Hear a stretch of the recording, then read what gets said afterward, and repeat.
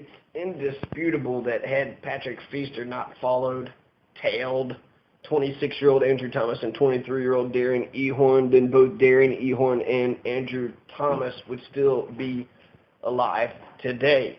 It wasn't until the sirens and the chase that's when he started speeding up, and that's when his driving got reckless. I remember driving around here in Virginia. It was late, about 1 a.m. The town was quiet. I just wanted to get out of the house and go for a drive. I wasn't drunk, nor was I all heroined up. I couldn't stick myself with a needle anyways. So I was listening to some music. I had the music turned up, but I don't have a loud system. And I was enjoying myself, and usually that's when trouble happens, when I'm enjoying myself. And so as I was driving on Main Street, not a back road, but Main Street, as I was driving down Main Street, I noticed in my rear view mirror that somebody had been following me. They're about 500 feet behind me, but it was, they came out real slow, just creepy, like a gangster about to do a drive-by. It was basically out of a Hollywood movie, or a private investigator, or a serial killer when they're stalking their prey. They just start tailing the subject, and the subject doesn't even know, right? Just following and following. Well, that's what it felt like. I don't like it when people ride my bumper, when they're riding my ass either. I don't like that, I get feelings of apprehension. It's pressure. Someone's putting pressure for me to change my behavior. Well, no, I'm not going to do that.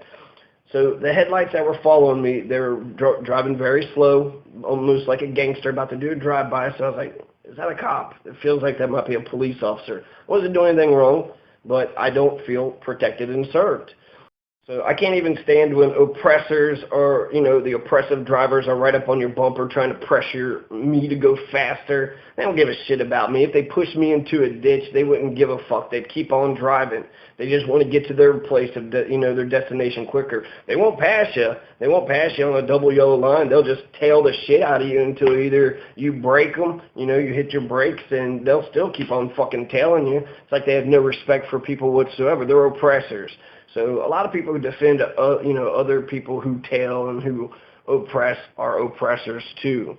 So anyways, I immediately pulled off to the side of the road, and then I turned around. I positioned my vehicle to drive back the other direction. So I just pulled around, and then I was facing towards the road, and then eventually I saw a police car drive by.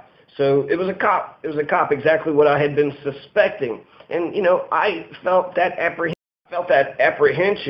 that initially, as soon as I saw out of nowhere, these headlights just popped out of nowhere, and they were driving real slow, and I was like, what the fuck is going on here? And just because I'm an astute observer of human behavior. And if you don't know what I'm talking about, then you're probably one of those, oppressor, molester types of sons of bitches. In my world, there's only three types of people. You got oppressors, you got the oppressed, and then you got equalists.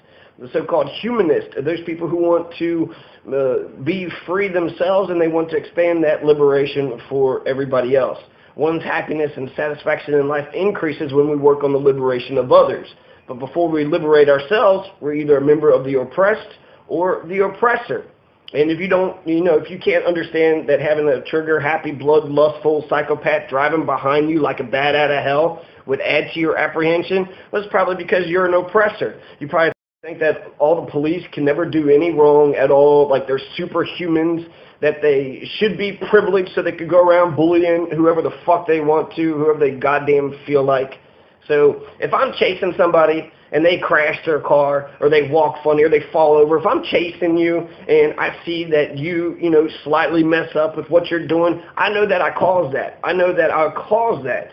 If I'm on your bumper and then you just veer off to the side of the road, I know that I did that. I know that I did that. And so just as I would know that I was responsible for that person's accident, just the same way Patrick Feaster was responsible for Andrew Thomas getting into a wreck. If Patrick Feaster wasn't there, Andrew Thomas and Darian Ehorn would have been alive today. Patrick Feaster, his behavior, he killed Andrew Thomas straight up, but his behavior led to the accident that caused Darian Ehorn's death. Andrew Thomas didn't hurt anybody. Darian Ehorn was with Andrew Thomas because she loved him, because he loved her, because they liked each other.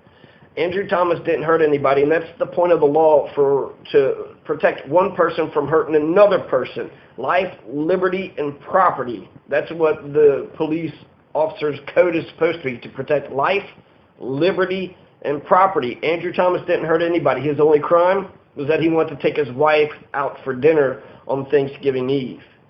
So let's recap so far what's happened. Patrick Feaster chases Andrew Thomas, causes him to get in a wreck. Patrick Feaster, when he's on the scene, instead of helping anybody out, he goes ahead and shoots Andrew Thomas, kills him, right? Wife is dead, so goes ahead and kills Andrew Thomas with 2 shots. 3 weeks later, he dies, but at the time, Patrick Feaster paralyzes Andrew Thomas from the neck down. As Andrew Thomas is paralyzed, crumpled up into the Andrew Thomas is paralyzed, crumpled up in the cab of his Toyota 4Runner with his wife dead on the, in the middle of the street. Patrick Feaster walks up to the vehicle and he talks to Andrew Thomas about something. Maybe he was just checking to see, the damage he had done. Patrick Feaster tells the dispatch that Andrew Thomas refuses to get out of the vehicle, so he starts lying. Then Patrick Feaster searches for his spent bullet casings on the ground to cover up his crime. Then Patrick Feaster tells Alves, another police officer that comes onto the scene, that Andrew Thomas refused to get out of the vehicle. He tells that same lie again. Then Patrick Feaster tells Andrew Thomas to get out of the vehicle. Knowing that Andrew Thomas is incapable of moving, let alone getting out of the vehicle, Andrew Thomas, again, or at least the first time that the audio picks up, tells Patrick Feaster that he was shot.